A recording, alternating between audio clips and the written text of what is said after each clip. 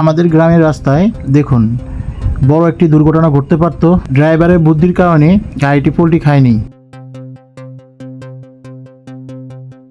রাস্তার বড় গর্ত হওয়ায় গাড়িটি চলার ক্ষমতা হারিয়ে ফেলেছে, এই কারণে রাস্তাটিতে জ্যাম লেগে গেছে। এদিকে গ্রাম থেকে চলাচলকৃত যাত্রীবাহী গাড়ি এবং সাধারণ মানুষ হাঁটা চলা করতে পারতেছে না। তাদের মুখে এই রাস্তা নিয়ে কিছু কথা শুনবো। এই নিয়ে আপনি কি বলতে চান? আমাকে দুঃখ যদি কবে যাইবো, এই দুঃখটা চিন্তা করি কবে যাইবো দুঃখ।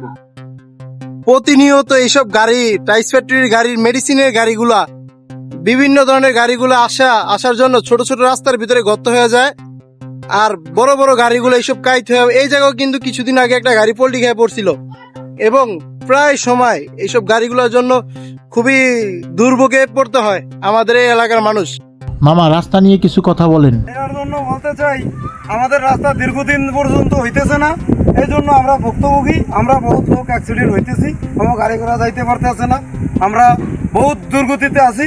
আমরা এই সরকারের দ্বারা আকুল আবেদন, আমরা চাই যে আমাদের রাস্তাটা যত সময় দ্রুত হয়ে যায়।